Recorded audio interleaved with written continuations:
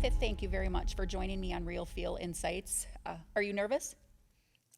Probably have a little bit of emotion. Oh, This is okay. something I've wanted to do Okay. for, gosh, many, many years to Okay. just share my story. Share And your I'm story. excited, but yeah, there's emotions. Okay. So Emotions. I'm Thank you. human. I like it. I like you're honest. I like honesty right off the bat. Well, we're going to make it so that you're not nervous and that you are relaxed. And we just really appreciate you reaching out to us. And I think the topic that you're probably wanting to talk about is the eating disorder. Is that correct? I Correct, think yep. that affects way more people than what we are aware of. Maybe even not only aware of, but also that we want to acknowledge because it's, it's just kind of, there's a lot of, I think eating disorder is a symptom and there's some problems behind the scenes that has to be dealt. Definitely, Oh, yep. definitely? Yep. Okay. All right. Well, first of all, Tabetha, let's maybe do this. Tell me a little bit about where you came, where you grew up, where were you born at, if you don't mind me asking some of those questions. Sure. I grew up in South Dakota. I was raised in a little town called De Smet, South Okay. Dakota. All right. Lauren Goes Wilder. I was going to say, So, yes. yeah, Okay. yeah. Sure. Yeah, yeah. People would come in the summertime and walk around and look at the different, the shanties, and there was a pageant. That's what I'm trying to think of. They did a Oh. pageant every year, a Lauren Goes Wilder Okay. pageant. Yeah. Okay. So, Okay. so Sure. yeah, it was Yeah, yeah. it was interesting as a little girl living in a small town.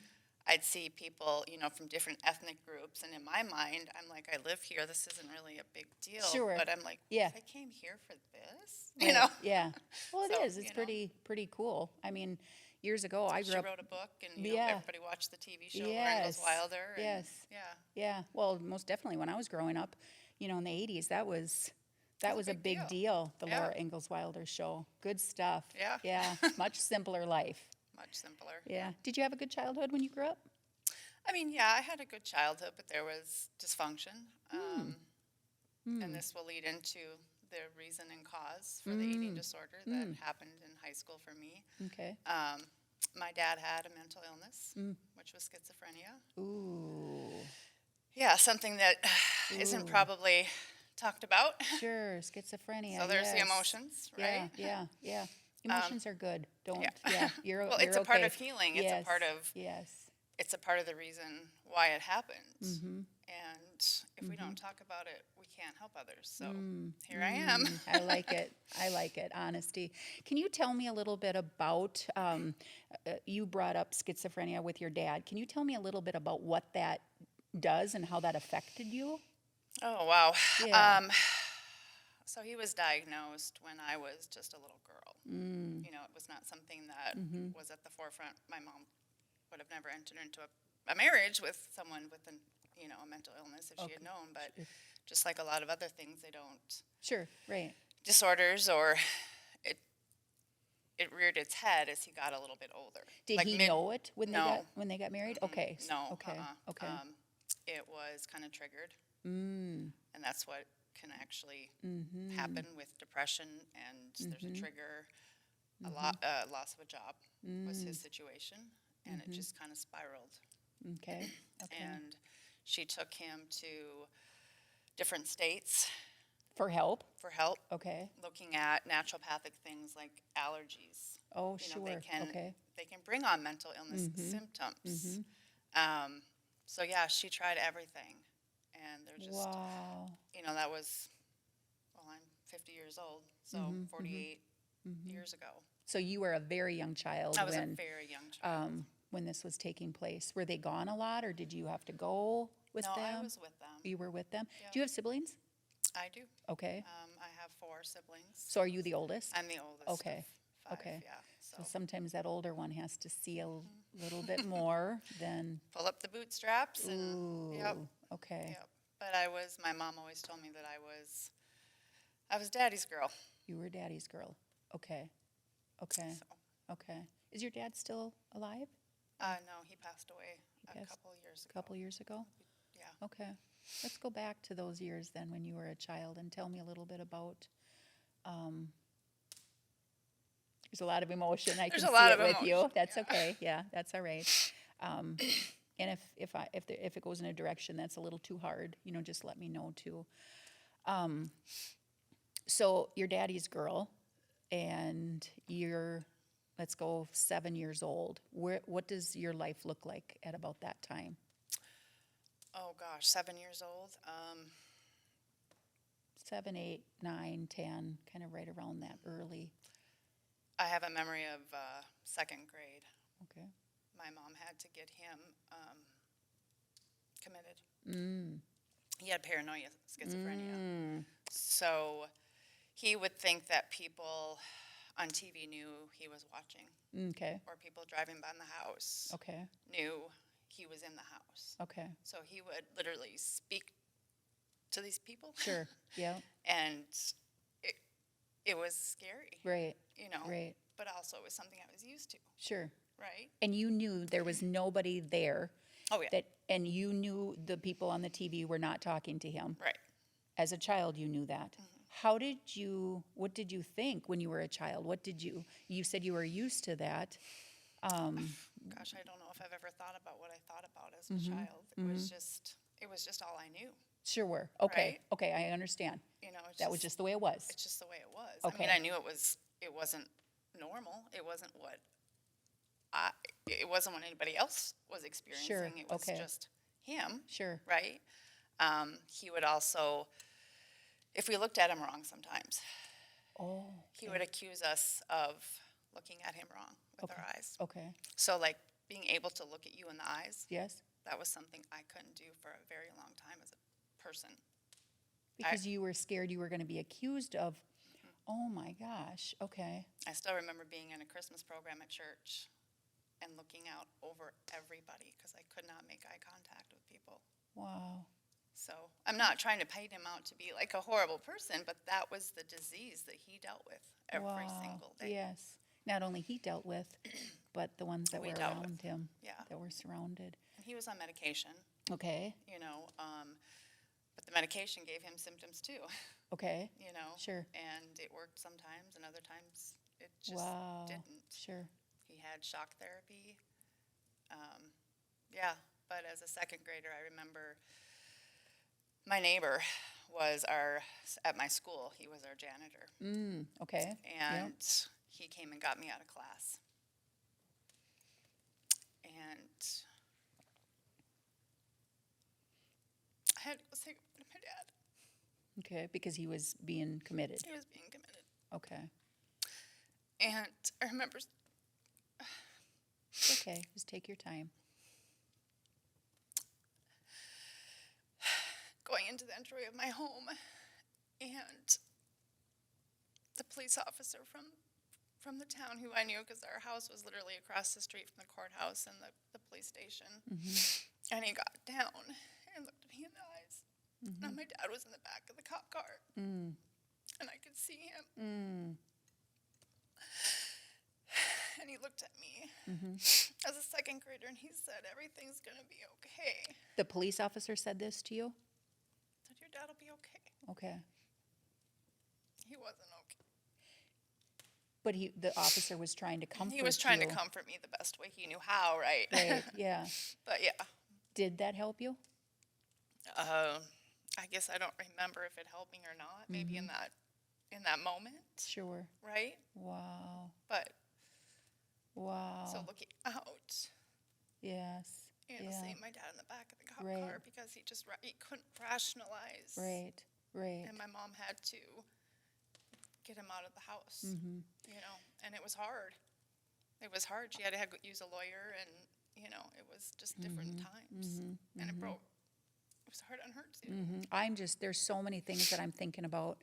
What a woman, your mother. She married that, and she didn't know she was going to be signing up for that, and she was working with that. I honestly don't know how she did it. What a woman. That's amazing. She stayed true to her wedding vows, Yeah. where a lot of women wouldn't have. Yeah, the endurance. I don't know if I could have, Right. Like, it changed her whole life. She wanted to be a wife and a mom, and she didn't get that. Oh but my she did her best, gosh. but yeah. Yes, yes. And then I think about you. I mean, obviously, that memory you're 50 years old today now, and you are, that memory's etched into your memory. You'll never forget that.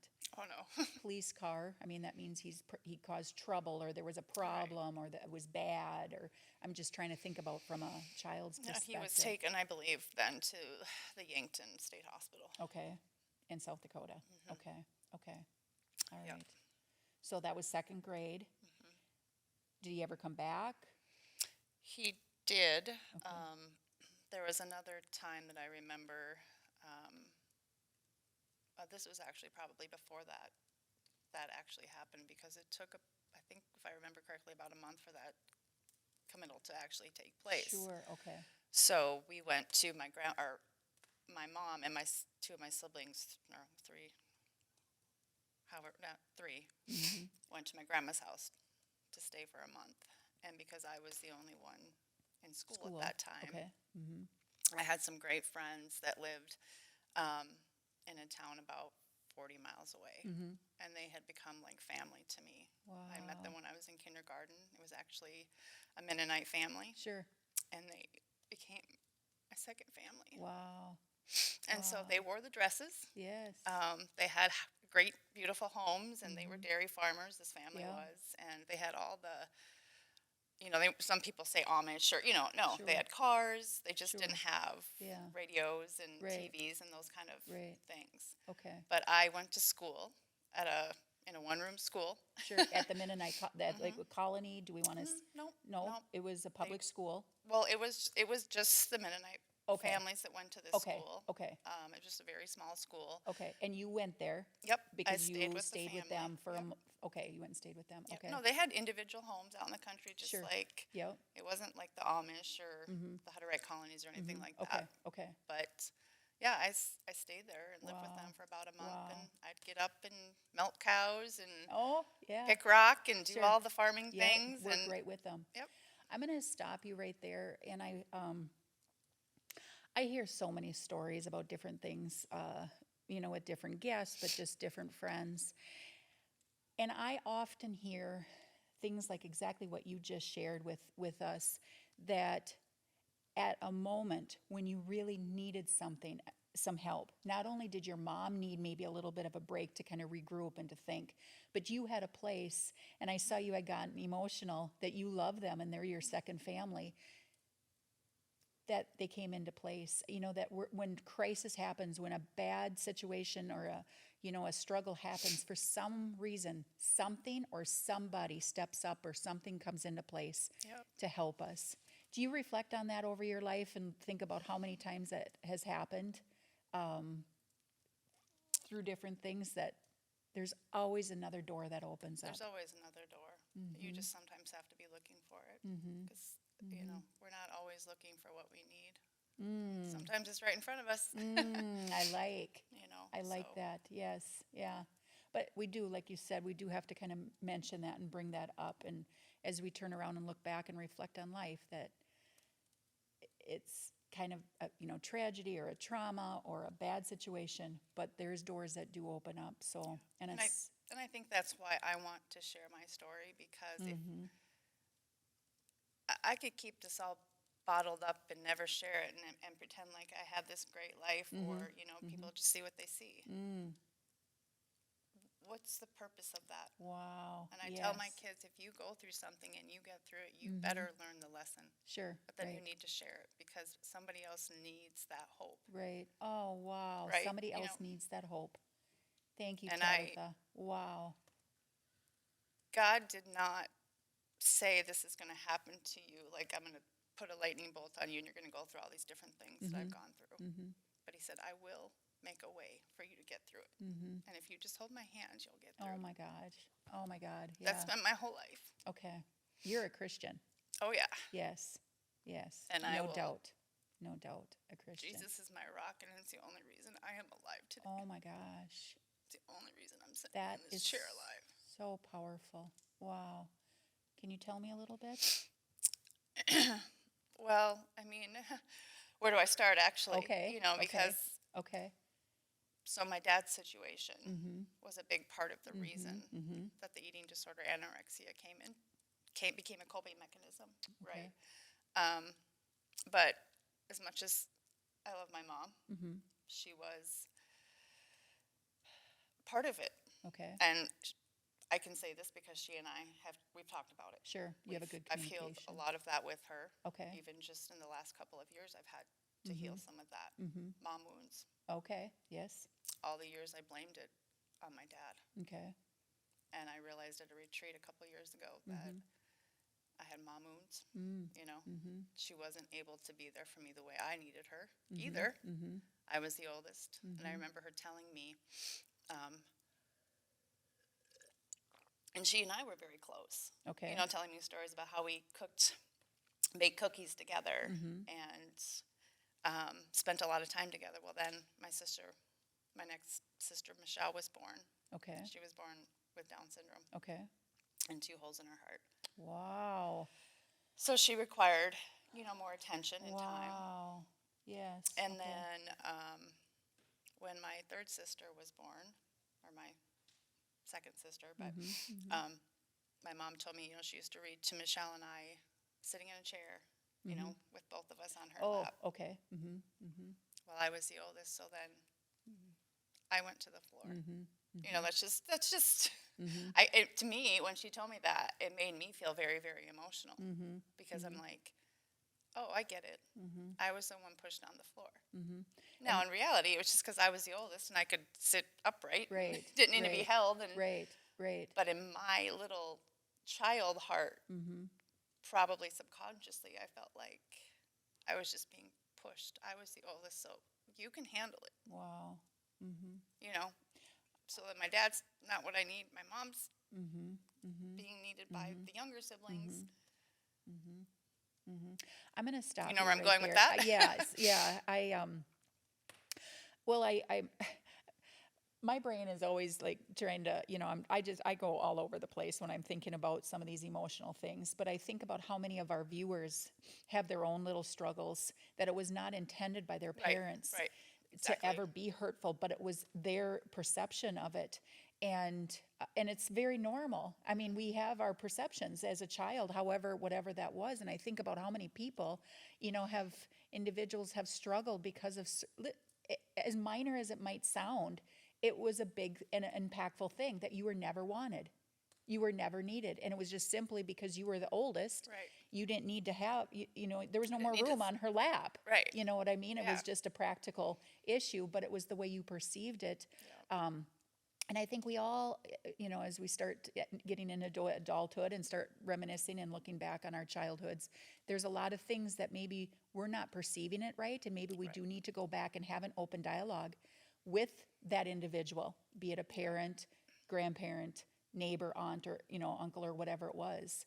I've heard that many times. Wow. I mean, because I to this day, I have been through counseling and 2 hospitalizations and healed. Like, I'm always healing, right? I'm always listening to podcasts. I'm always trying to grow and be not a better person, but a more healed person. Healthy. Right? And I've heard exactly just what you said. The way we perceive things is so many times not the way it was intended, right? But if we never go back to that person or we never share or talk about it, we'll never know. And those perceptions can keep us stuck. Wow. They can keep us unhealed because if Yes. we just think, well, that's how it was, that's where you'll stay. But if you go and talk to that person, even in friendships or whatever it is, go like, hey, this is how I felt. Is that what you meant? Yes. Like, and so I had to, my mom was able to tell me, and we've had these conversations, and I know she loves me. Right. But, Yeah. So yeah, that was a big part, though, of the eating disorder too, was control. Okay. Big part of, okay. So big C word. Okay. Let's go control, there. Yeah, the big C word. Yeah. Control. Yes. So let's go back now. So let's, we want to get to the eating disorder, Right. but when, how, and what allowed that to happen? Not only, all your history that we've talked about, but like, when did it start? How Right. did you, Right. why did you go that route? I've kind of asked myself that or thought about it, just the only thing I can pinpoint it to, because it's not like an alcoholic doesn't pick up their first drink and go, I'm going to drink this and this is just going to ruin my life. Right? Right. right. I didn't yeah, just wake up one day and say, Right. well, I need a Right. coping mechanism. Right. Let's try anorexia out for, Yeah, for a yeah, try. yeah, No. yeah. When I was a freshman in high school, um, friends, friends would come to me with their stuff. I guess I've always been somebody that's been easy to talk to, Sure. and, I'm a little fixer. Yeah. But I had a friend who shared with me she was starting to dabble with bulimia, not eating, the whole thing, exercising. Okay. And it was in Easter, we were going to go to my grandma's house. Okay. And I told my mom, I said, I need to go to Michelle's house. I need to go help her. I need to talk to her. And my mom looked at me and she said, be careful that doesn't happen to you. She literally said that to me.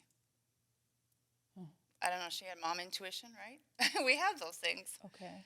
And I remember looking at Wow. her, I was, I suppose, 14, sassy Okay. and 14. Okay. Sure. And I said, oh, shut up, don't be stupid. Right. And you knew when you said that to your mom, you knew because you had started to dabble in No, it? I already? hadn't Oh, you started. hadn't. That's what I mean, why it was so significant that she said that. Be careful. That But you this- knew what she was talking about. Well, I was just going to go talk to my friend who was struggling. I wasn't struggling at that time. Okay. Okay. But okay. I'm thinking that when I started helping my friend, Okay. Now I it understand. Okay. subconsciously planted seeds in my mind. Like, Wow. never Okay, once now did I I'm go, understanding why. oh, I should try this. Okay. I never once thought that. Okay. Okay. So it's just very intriguing how That is very intriguing. these addictions can enter our lives without us even realizing it. Okay. My intentions were just to help my friend. Okay. Okay. But then oh gosh, when I was that age, the Shape magazines and the teen magazines and the airbrush pictures and, all of those things were always staring us in the face. Like magazines, the physical thing that you could see, not Sure. pick up your phone, Right. but it was the magazines. Sure. Yeah. And when you're talking about magazines, like the body, you Yep. wanted to have the perfect figure. Yeah. We wanted to be like what was in the magazines. Okay. Okay. Yeah. Sure. So, it is so many years ago now. I don't remember the very first day that I started dabbling, but I remember like the first magazine. Like I remember sitting on my floor in my bedroom starting to do leg lifts. Okay. I told myself I'm just going to cut out desserts. Okay. I started running around the block. Okay. I hated like volleyball practice. Like I hated burpees and all those things. I hated running. But all of a sudden it just, it was a block. And then it was 2 blocks. Okay. And then it was a mile. And then I wasn't eating desserts.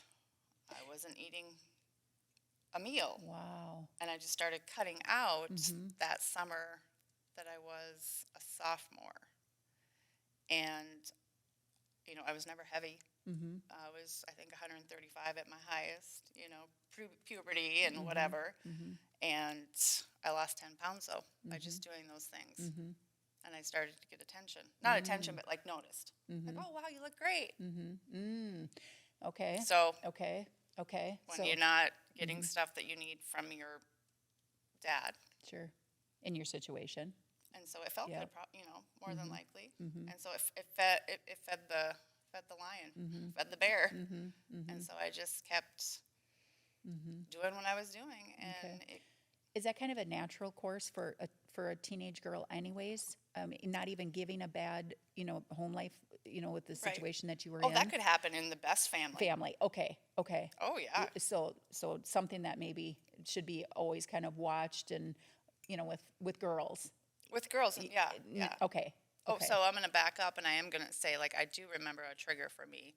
I was in volleyball, Okay. and we all have a part that we don't like on our bodies, right? Right. Right. Yeah. And yeah. in volleyball, they make us wear short shorts, Okay. right? Sure. Yep. And I remember sitting on these wooden bleachers, and when you sit down, your legs squish. Oh, sure. Right. So you have bigger thighs. You looked at it and you had bigger thighs than what you actually did. So And I didn't like that. you didn't like that. Okay. And in that moment, I said, I will get my thighs the size of my calves. Wow. Okay. That was my goal. Okay. It was a visualized thing that I had in my head, Okay. and I did Okay. it. Okay. The word body shaming is coming to my mind a lot right now. And you're like doing it to yourself, like really Oh, yeah. hard. Yeah, Okay. I'm type A, I'm a perfectionist, Okay. it's Okay. black or white, Sure. all in. All in. Okay. Yeah, Okay. that's just how I kind of Okay. approached. Very mission oriented. Okay. Yeah, and it just, I don't know, maybe it was very chaotic at home. Mm-hmm. I wasn't abused or anything like that, but it was just very chaotic, and I would retreat to my room where I could keep things perfect. It was clean, it was Okay. Sure. organized. Okay. It was the only place I felt like my life was controllable, because everything outside that door just felt, with younger siblings, and Okay. as I got older, my mom Okay. she was very controlling, and I can, openly saying that Okay. because I was the oldest. She came from a farm. Okay. She didn't, so I started asking, I want to stay out, I want to do this, I want to do that, and she was just, the rope was really tight. Tight. Okay. She was a great mom, but every mom will say, I wish I had done things different. Right. Right? Right. And she says that to me now. Okay. I wish I had done things different, but you only know what you know in the moment. Right. And she was Yeah. just trying to protect me, Sure. and, Yeah. Yeah. so, but that felt controlling to Right. me. Yeah. Yeah. Right. So, You have a really big heart. I mean, the fact that you understand that and you can forgive that and process that all, you have a really, really big forgiving heart. well, thank you. Yeah, you do. It's very evident. It's not, It's I've very, been very working on evident. it, yeah. Yeah. Yeah. Nothing I've done is in my own strength, though, but Yeah. Well, yeah.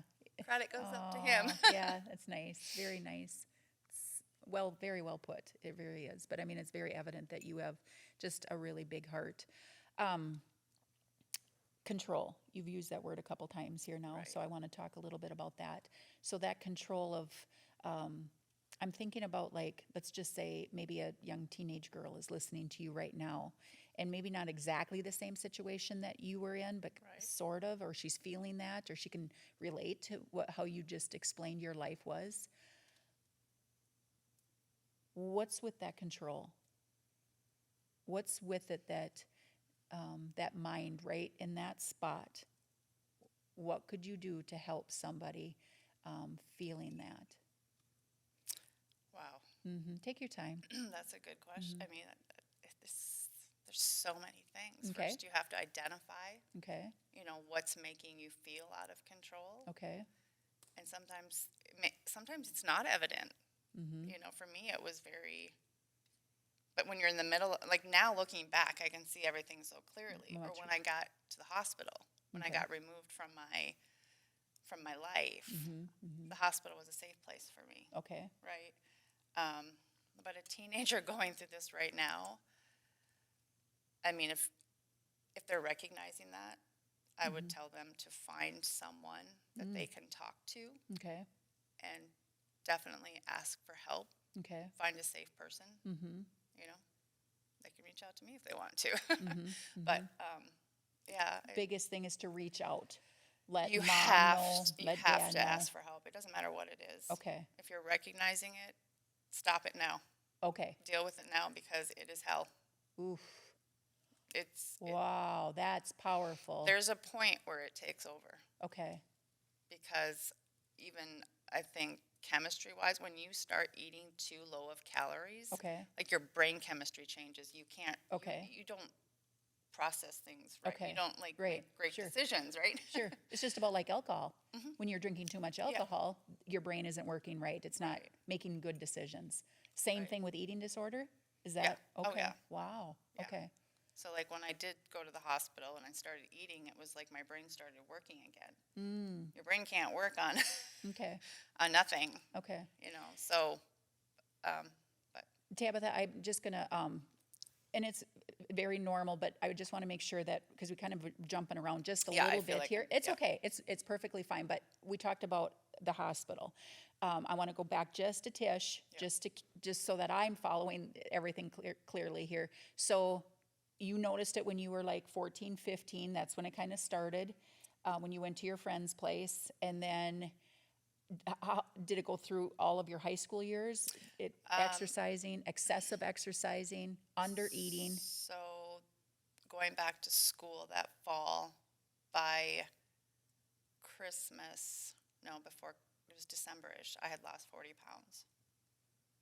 And how old were you at this time? 16. Okay. So yeah, I was, when Okay. I was, oh gosh, I don't remember the weight of my first hospitalization, but it was around that 100, I think. That you weighed 100 Yeah. pounds? Okay. Yeah. And so Okay. at that point, I was, oh gosh, I don't even know if I was eating 500 calories. Okay, And so I had so you're 16 years old and you weigh 100 pounds. Yep. And I had reached the point where I was exercising up to 2 to 3 hours a day, Okay. all cardio. I started running, and running became my binge, Okay. so to speak. Okay. And when you run, you know, you get those endorphin highs. Right. Okay. And you just want to do more. Okay. Because it makes you feel good. Wow. It makes you Yeah. forget. And Okay. yeah. Okay. I have so many questions right now. 16, 100 pounds. Visibly, that is not healthy.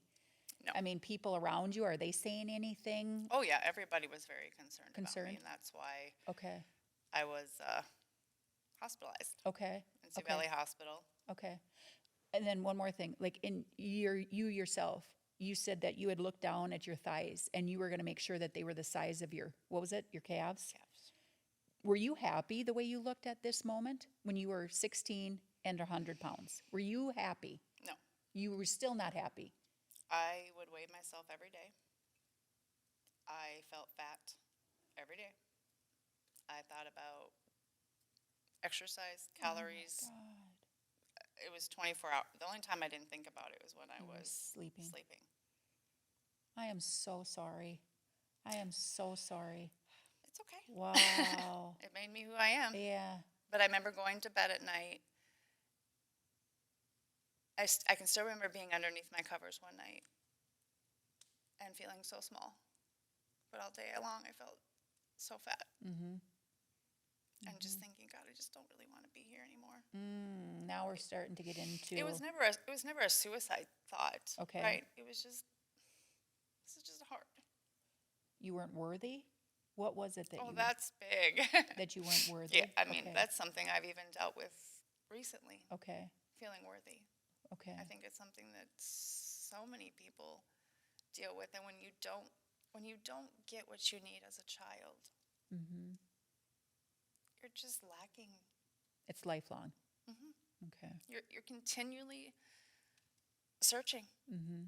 And then when my personality, I'm trying to prove something to myself by being better and better and more perfect. And, you know, just, I would, if you just run to that next sign on the road. I remember being at my grandma's house. I'm kind of squirreling again, but like, I knew we'd make cookies. Well, you can lick the spoon if you do that.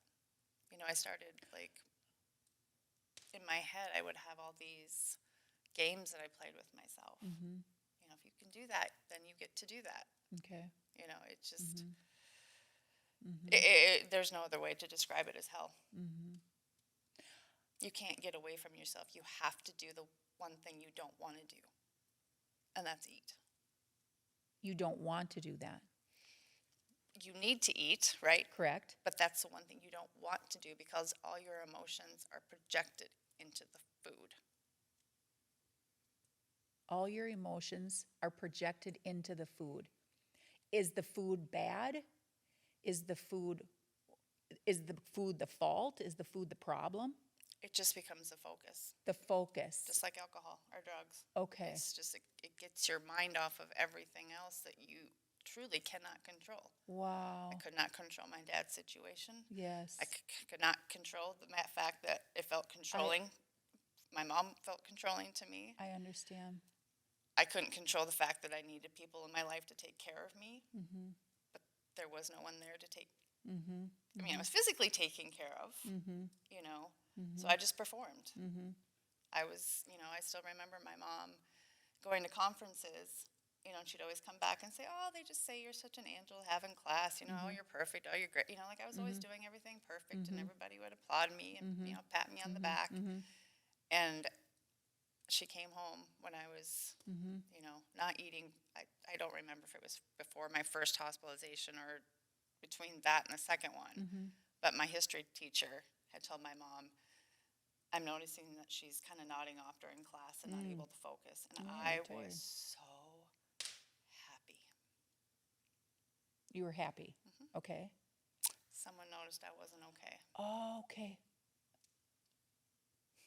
Okay. This is so counterintuitive.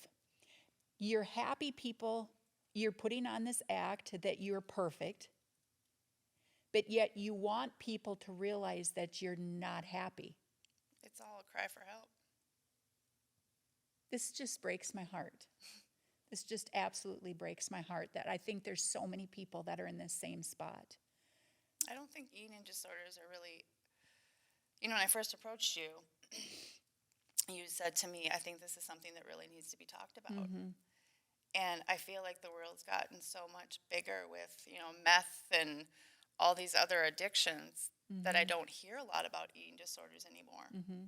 But now I think our society is almost with this whole Ozempic thing and the GLP-1s that are available. I feel like being skinny is starting to be a little bit more sought after. And that does kind of scare me for women because, just go take a shot or have a shot. And, it puts that image in women's minds, like that's what you're supposed to look like. And that's not, it's not healthy. Well, I also think too is like, if you have low self-esteem, if you don't have confidence, if you don't feel like you're loved, needed, appreciated, all of these things, you're going to not have that. You're going to be seeking after, when a person is confident, let's say you're 20 pounds overweight, but you're confident and you feel loved and you have all of those things that as human beings we need. 20 pounds being overweight might not bother you so much or bother a person that has good self-esteem, that has that, feeling of being loved. I am so thankful that you have really tapped into, the core. I mean, these are really some tough things to talk about, not only from you, but also people to hear this, for the first time. Maybe perhaps they've never had an issue, a struggle of anything. So this is a new awakening for them, and a new understanding for them. Thank you so much for talking about this. But I do have to ask you, and we're going to go back to this, and I just kind of want to keep, going in the timeline here. You said you were hospitalized twice. Right. First time, how old were you? 16. Okay. Yeah. So once I started on that path, I was going to do it perfect. Didn't take me long. Sure. Yeah. But when I went to the Sioux Valley Hospital in Sioux Falls, I did not want to get better. Anorexia and exercise had become my friend. Okay. A friend that would never leave me or let me down. Anorexia. Can you tell me a little bit about that? It was just always there. It was always in my head. It was just,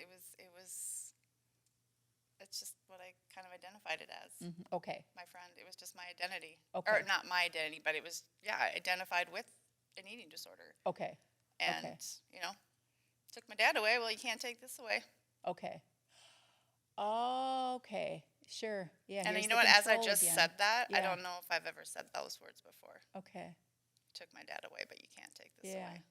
I don't think I've ever said those words. Well, it's the control again. You had control over that anorexia. Okay. And so I said, or when I went to the hospital, I had no desire to get better. Okay. I wasn't scared enough yet at that point. Okay. I didn't feel unhealthy enough at that point. Okay. I didn't feel weak enough at that point. But people in my life, my mom, they saw that I was headed down a bad path.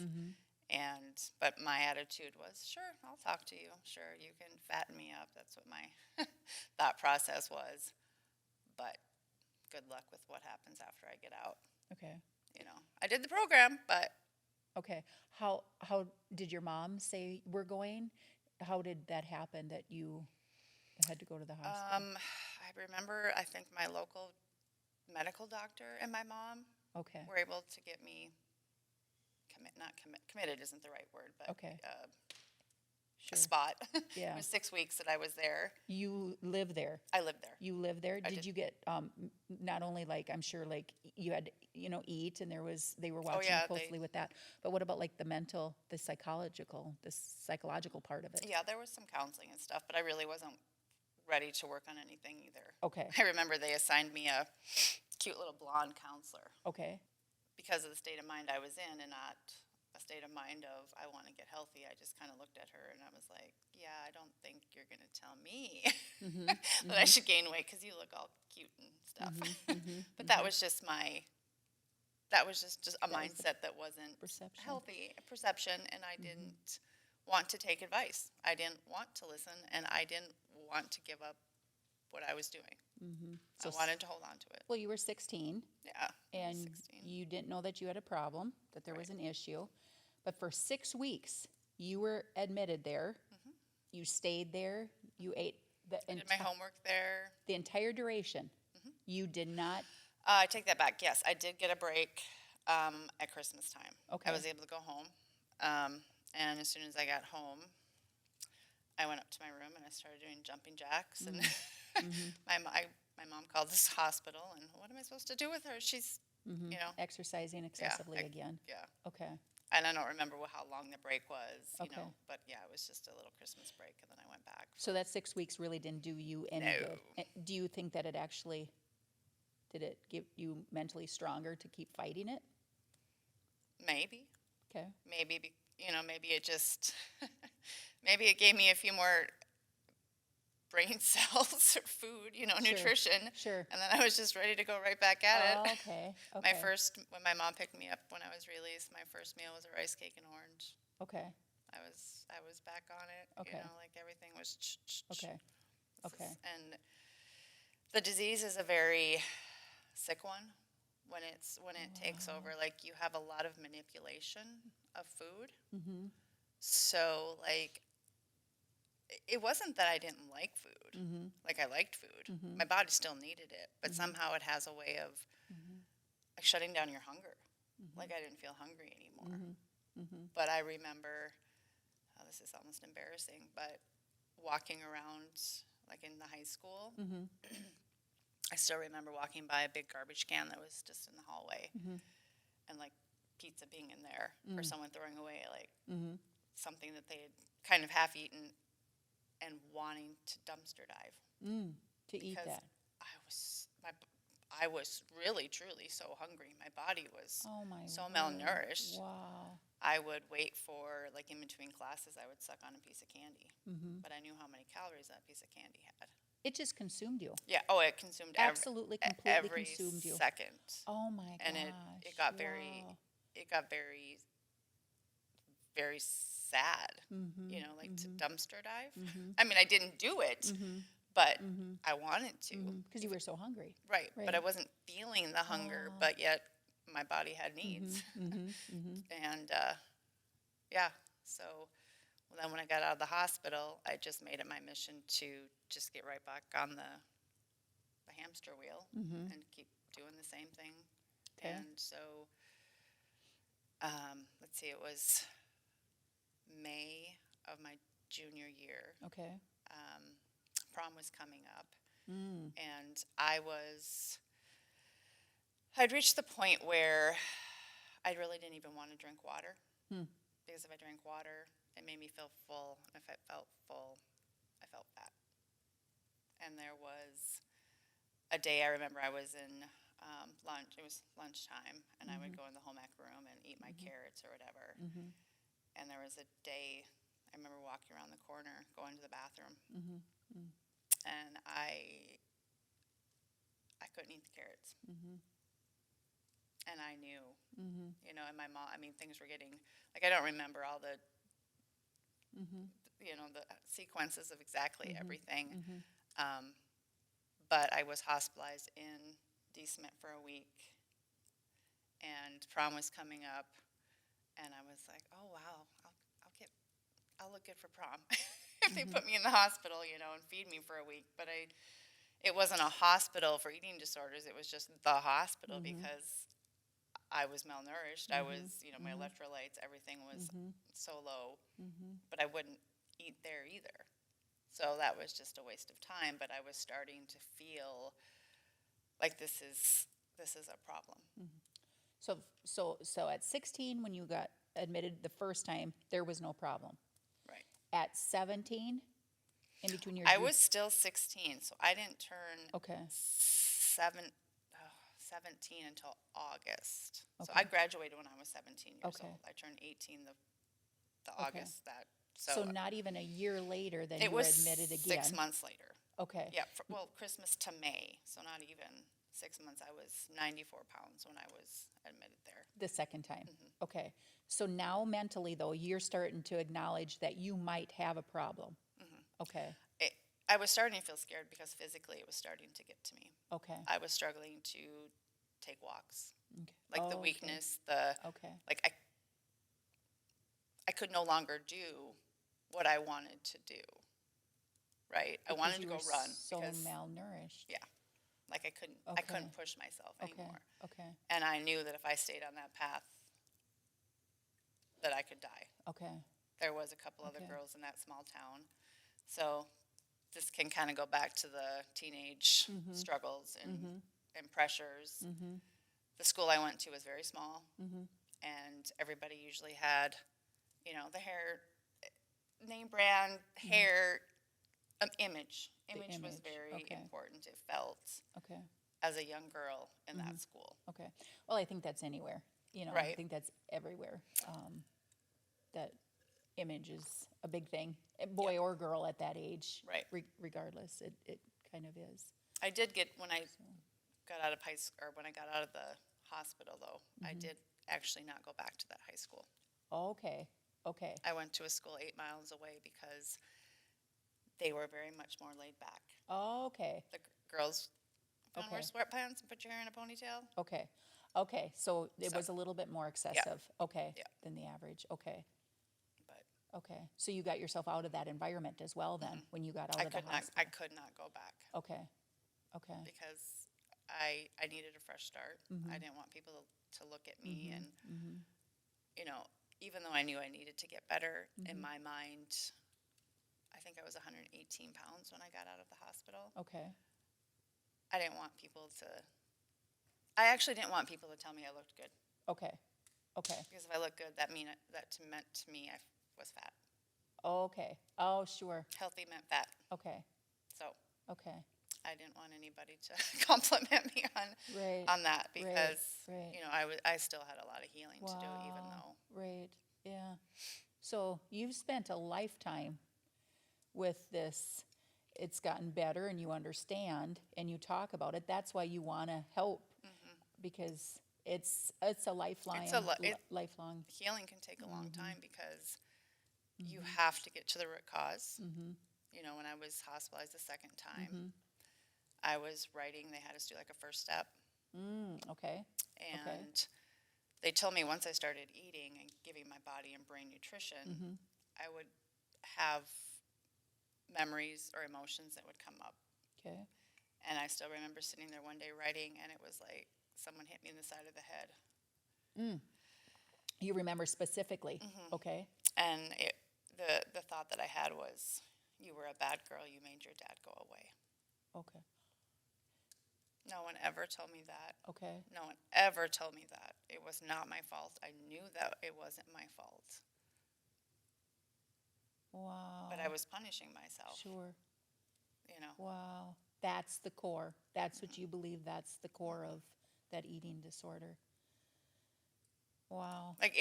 There's so many, I could say that's the real, the root cause, but with any addiction, I don't think there's one thing. I mean, for some people, their story, maybe it was just that one thing that but when you start to dig and peel the layers, it's always more than one thing. Okay. It just snowballs. Okay. And if it's never dealt with, it just keeps on.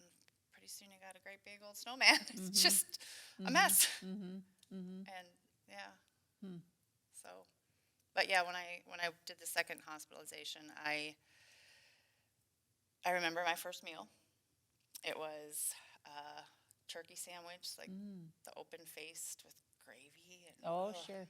I'm sure it tasted great, but Okay. I cried Okay. Okay. because there were so many emotions with it was the food sitting there. That's, Yep. I mean, it made me feel sick. Okay. It literally made me feel sick to my stomach. Like, Wow. I can't do this. But in the hospital, the control was taken away from me. Like, I knew I had to eat. So it wasn't like I couldn't do it. I could do it. I physically could do it. But I didn't have the emotional strength to do it because it had become such a coping mechanism for me. And so I started writing Bible verses on 5x7 on index cards. Okay. And I would bring those index cards with me to the table Okay. so that I could eat. I would read them. Oh, my word. And that's where I got my strength. Reading those Bible verses.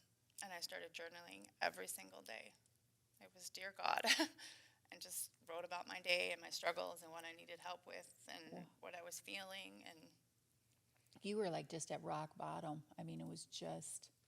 oh, yeah, I was at rock bottom. You know, I used to have pictures, and now I wish I had them. Okay. The day I got admitted Okay. to the U of M. Sure. That was where my second hospitalization was at. Okay. They took Polaroid pictures of us up against the wall. And I looked like I was, could have come from Ethiopia. You know, my hip bones were sticking out. My arms were, my leg. I mean, I was 94 pounds, you know, and there came a point where I did get rid of it because that is not me anymore. That is my past. I don't want to remember this. So I did destroy it as a way of almost like a healing moment. I understand. But now, I wish I still had them. Sure. I have a few pictures, like, but back then we didn't have phones that we took pictures. Right. You know, so it's Right. like I just don't have as many pictures like that. But it was not pretty. But look at you now. Oh, well, thank you. The story that you have shared is just, I mean, my gosh, my heart is just broken for you that you endured it. But it's like, it's such a thrilling experience to have sat here with you and to walk through it and what you have been through and who you are today.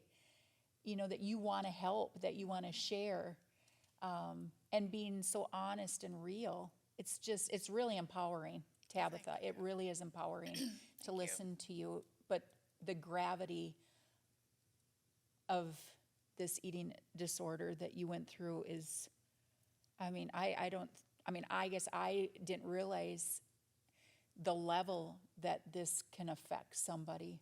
Oh, I don't think, unless you get into crawl into somebody's head, you have no idea what somebody is going through. No idea.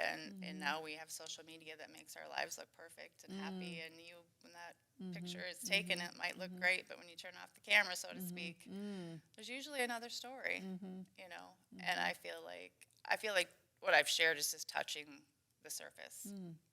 Like I could, you know, share so much more about what I actually did on a daily basis and the food I would hide and push it back. You know, the ice cream. I would take a spoon if there was ice cream in the freezer and smooth it out, like those half-gallon Yes? cartons. Because if it was perfect and smooth on the top, Okay. I couldn't take a spoon and take a bite out of it because it was smooth and perfect. Oh, okay.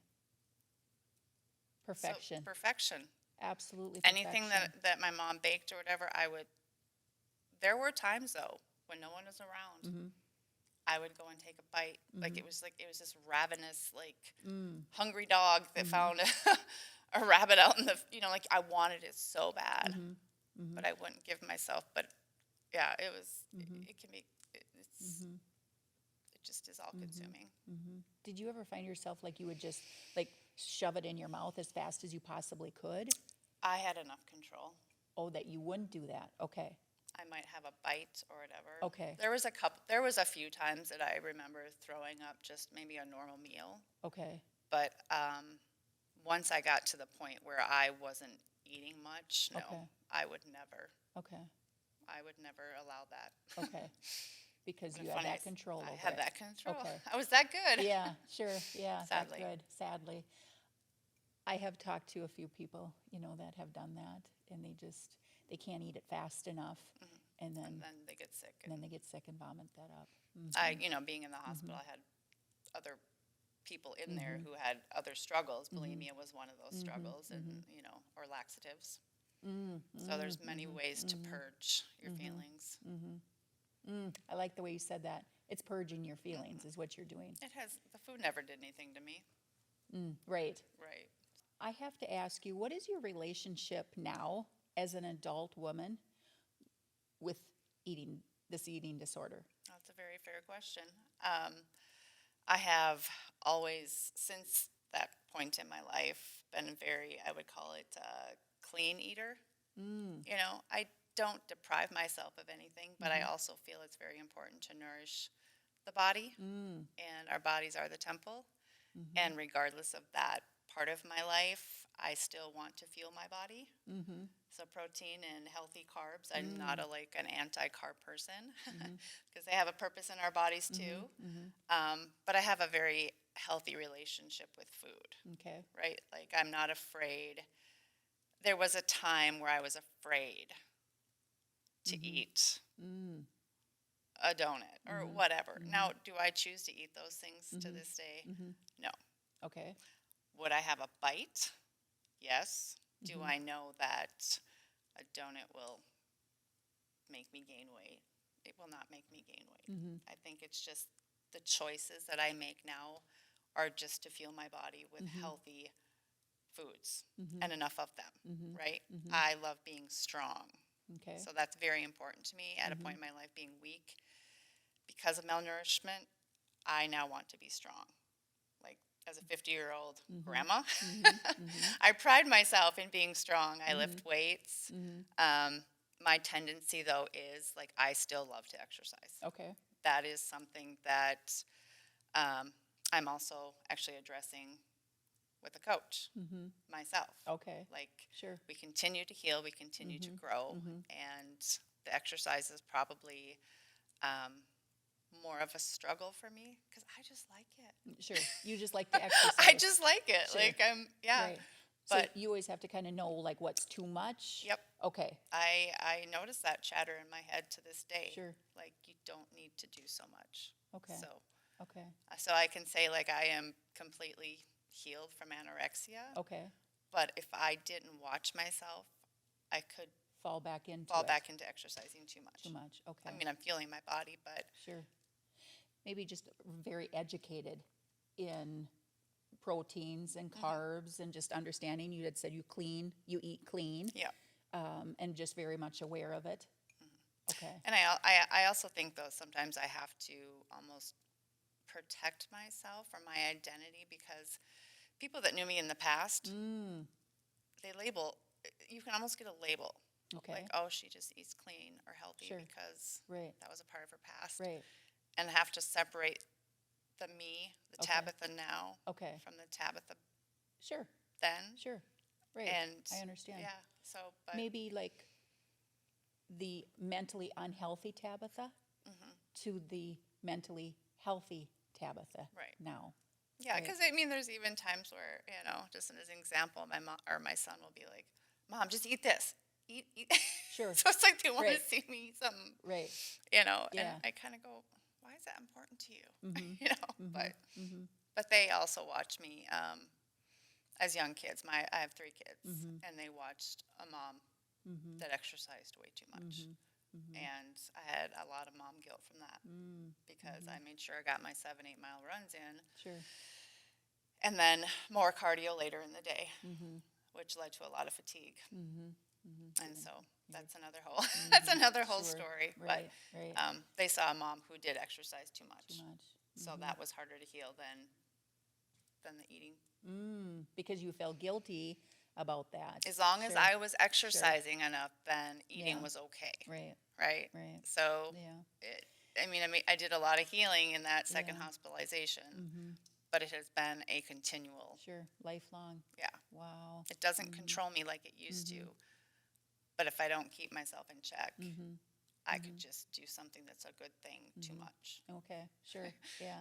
if that makes any sense. Yes, it does. And I know It it's probably does. hard for people to understand, because most people like, I don't want to go to the gym for 20 minutes, but, Right.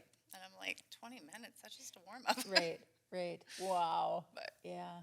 but I also, I do pride myself in my strength, like Yes, I said, and I am yes. totally healthy, Yep. Yep. and I'm proud. I'm Yes. proud of where There, I have come. I That love is it. what I need to put out I there. love I it. am proud of where I am Yes. today, so Yeah, because of what you've been through, and you're worthy. I am I worthy. love it. I love that. I love that perspective that you have now. So, Thank you. yes. I'd like to hear your take on if you could tell your younger self something, what would you tell her?